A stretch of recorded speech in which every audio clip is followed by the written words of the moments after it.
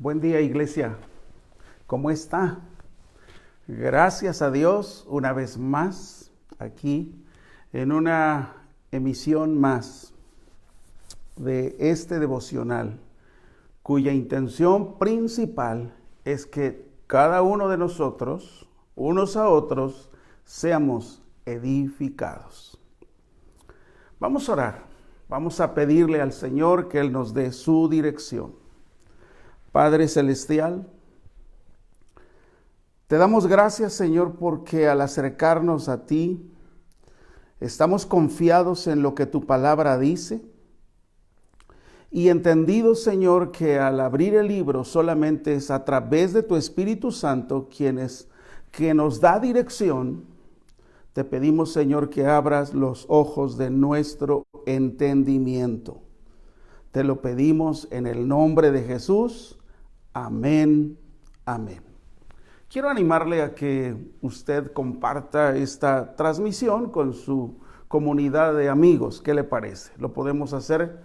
Gracias también por sus mensajes. Gracias por las personas que lo comparten. Muchas gracias. Gracias a cada uno de ustedes. Nuestra base bíblica del día de hoy es Mateo 26, 41. Mateo 26, 41 dice: velad y orad para que no entréis en tentación. El espíritu a la verdad está dispuesto, pero la carne es débil. El contexto de este versículo es cuando Jesús está orando en el Getsemaní. Lleva a sus discípulos al Getsemaní, pero solo 3 de ellos, Pedro, Jacobo y Juan, los llama aparte para que estén con él. Y él está ahí pasando momentos muy difíciles.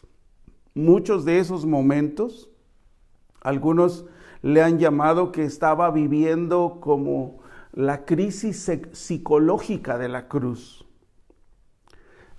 Entendido de lo que dice el contexto y que nos da una gran enseñanza,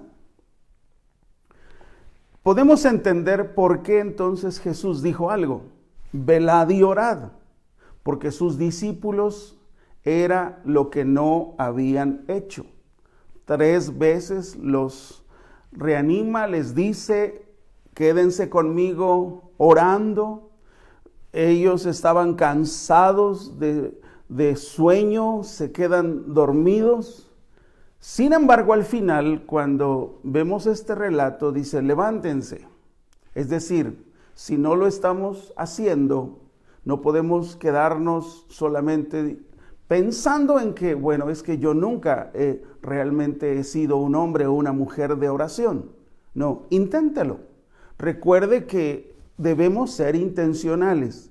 Nuestro devocional tiene que ser intencional. Intencionalmente para orar, intencionalmente para escudriñar la palabra, intencionalmente para buscar un espacio, un horario en el que Dios y yo, o mi familia y yo, estemos delante de Dios para compartir juntos la Escritura.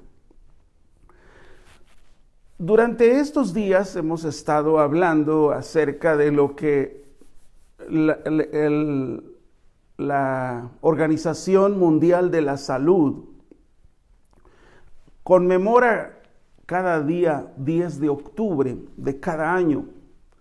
Y la intención de este organismo es que se haga una campaña que busca concentrar la atención mundial, identificando cuál será el tratamiento, cuál será la prevención de algunos trastornos emocionales.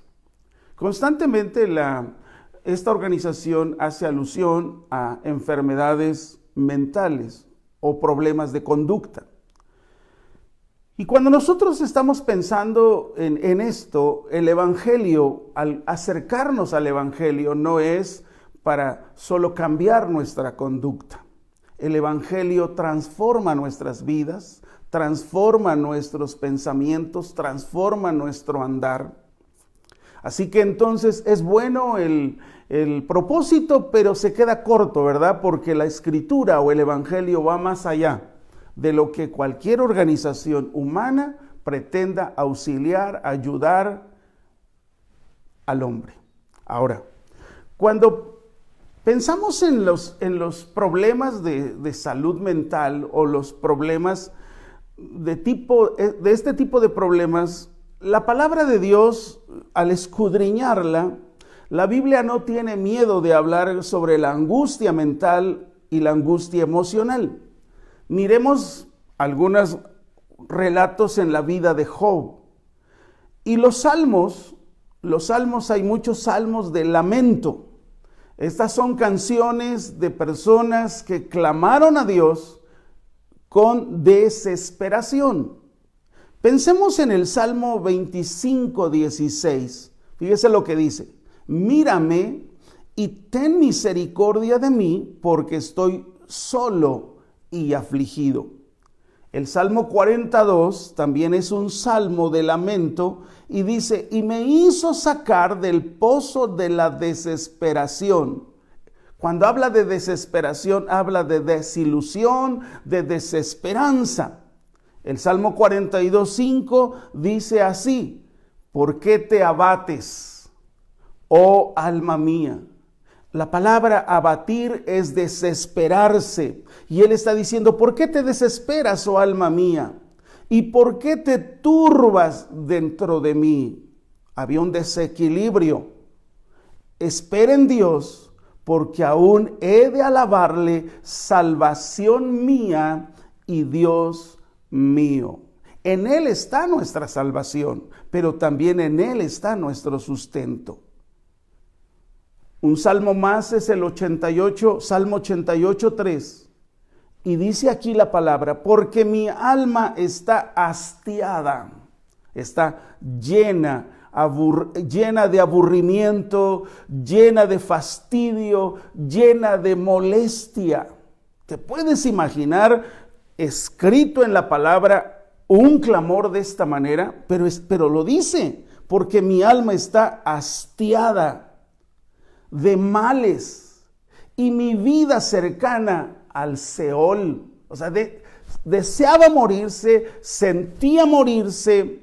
Entonces, la mayoría de los salmos de lamento terminan en una forma de victoria gloriosa, de haber superado ese problema. O sea, el relato no se queda en que el escritor solamente está lamentándose y termina muriendo. No, todos los salmos de lamento que le acabo de mencionar, todos ellos terminan con victoria, pero no en ellos, sino en Dios, en Cristo, nuestro Señor y nuestro Salvador. Los salmos de lamento están escritos y quedan ahí porque ellos nos hablan de esa fidelidad de Dios a lo largo de la historia con su pueblo. Desafortunadamente nosotros en forma frecuente olvidamos todo lo que Él ha hecho por nosotros y entonces nos olvidamos de sus promesas. Pero le digo algo: Él sigue cumpliendo sus promesas. Ahora, el gran problema no es, ya detectamos la situación, ya sabemos que siempre va a haber problemas. El gran problema de nosotros, los cristianos, los creyentes, es que no nos preparamos para librar la batalla. Los discípulos, estos 3 discípulos que los había convocado Jesús para que estuvieran con Él, antes de orar les expuso su carga, la situación que Él estaba viviendo. Dice: mi alma, mi situación es esta, y ora al Señor si es posible que pase esta copa. Pero al final Jesús dice: bueno, está bien, que no se haga mi voluntad sino la tuya. Y les anima a estos discípulos: acompáñenme, estén conmigo orando. Y por eso aquí está lo que es nuestra base bíblica. Porque Mateo 26:41 dice: velad y orad. Es decir, vigilantes y en acción. Velad y orad para que no entréis en tentación. Pero también detecta el problema. Dice, el espíritu a la verdad está presto. ¿Le ha sucedido? Claro que todos queremos orar, pero dice algo ahí, pero mi carne, es decir, mi cuerpo es débil. Mi cuerpo dice, ya se hizo tarde, tengo que salir corriendo a trabajar, tengo que resolver 3, 4 cosas. ¿Sabe una cosa? Aun cuando esté saliendo tarde y haya quizás esté pensando posponer ese tiempo, aún durante el camino, mientras va, mientras compra, mientras está haciendo negocio, mientras hace las actividades domésticas de la casa, oremos a Él, le pidamos a Él dirección en todas las cosas. Entonces, Jesús le está diciendo, estén velando, estén orando para que no cedan a la tentación. El problema es que cuando no velamos y no oramos, estamos cediendo a la tentación, porque cuando se presenta la tentación, ya hay un problema. Aquí Jesús, en este capítulo 26 de Mateo, Jesús está a punto de ofrecer su alma santa y de experimentar sobre su alma y su cuerpo cómo se derrama sobre él la copa de la ira. ¿Y sabe qué tenía esa copa de la ira? La copa de la ira tenía toda la podredumbre, la inmundicia, la putrefacción acumulada de toda la raza humana. Y él está pensando en eso. No está pensando en el dolor del cuerpo. Él está pensando en lo que significa tomar la copa de la ira. Por eso él dice, si es posible que pase de mí esta copa. Está hablando de algo que sería el máximo despliegue de la manifestación de su gloria, la crucifixión de Jesucristo. Entonces, esa noche antes de que Él esté siendo llevado a la cruz, esa noche Jesús está en oración, se está preparando para la batalla. Y por eso Él nos dice, velad y orad. Es decir, fue una oración antes de la batalla. Aquí entonces tenemos que entender algo. Muchas de nuestras batallas las perdemos antes de ejecutarlas. Le pongo varios ejemplos. David no ganó la batalla el día que enfrentó a Goliat. La ganó mucho antes, cuando pasaba noches y días enteros cuidando un rebaño ajeno. Y durante ese tiempo David empezó a conocer a Dios, meditaba, oraba. ¿Cuántas ocasiones David había dormido bajo las estrellas de la noche? Así que cuando escuchó la amenaza de Goliat en ese valle, no lo asustó, no lo amedrentó, porque la amenaza de Goliat fue muy severa. Según registra 1 de Samuel 17:44, Goliat le dijo, y daré tu carne a las aves del cielo y a las bestias del campo. ¿Te puedes imaginar esa declaración en la mente de David? Pero sabe, eso no se anidó en la mente de David. Él estaba fortalecido. No podemos evitar que pensamientos nos atribulen, nos depriman, nos lleven a la tristeza, nos lleven a un valle de sombra. Eso no lo podemos evitar. Lo que debemos evitar es quedarnos a vivir en medio de esos pensamientos, porque dice aquí la Biblia, velad y orad para que no entréis en tentación. Ahora, aprovechando que estamos hablando de David, le quiero preguntar, ¿cuándo perdió la batalla? Cuando se enfrentó a la tentación, se había descuidado, dejó de mirar a Jesús, dejó de decir lo que dice el Salmo 19, los cielos cuentan la gloria de Dios, dejó de mirar a Dios. Así que en ese momento que deja de mirar a Dios, no va a la batalla, que era una responsabilidad de él, según lo dice el segundo libro de Samuel, capítulo 11. Y entonces usted y yo sabemos la historia. El pecado La tentación no la soportó y lo llevó a hincarse ante esa tentación. Pensó que todo estaba en secreto, pero Dios lo publicó. ¡Qué terrible! ¿Cuándo perdió la batalla? Cuando él mismo no supo enfrentar la tentación. Y dice aquí, velad y orad. Le pongo un ejemplo más.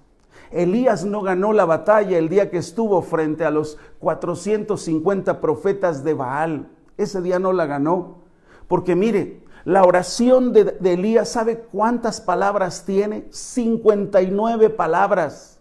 Y están registradas ahí en Primero de Reyes, capítulo 18, versículo 36 al 37. Ese día, con esa oración tan corta, no ganó esa batalla. Elías había, a través de los años, a través de los días, había conocido a Dios. De tal manera que no se amedrentó cuando estaba delante de la tentación de los 450 profetas de Baal. Tampoco se amedrentó cuando estaba delante del rey Acab y le dijo con todo el liderazgo espiritual de Elías: no lloverá hasta que yo diga. ¿Te puedes imaginar eso? Pero también, ahora, encamínate pronto a casa, Acab, porque la lluvia te va a alcanzar. Así que entonces encontramos aquí que los hombres espirituales, vemos que sus batallas no las ganaron el día que se presentó la tentación. No podemos entonces orar cuando llega la tentación. No, debemos de tener una vida de oración domesticada, disciplinada. No sé en qué momento, no sé a qué hora, pero usted y yo debemos entender con claridad eso. Un espíritu de oración, orando en todo tiempo. No significa que voy a dejar mis actividades normales del ministerio, no. Significa que en todo tiempo siempre debo estar pensando en cómo pedir dirección en todas las cosas. El problema de muchos de nosotros como cristianos es que no nos anticipamos para la batalla. Nuestra fortaleza es que oramos poco y además breve.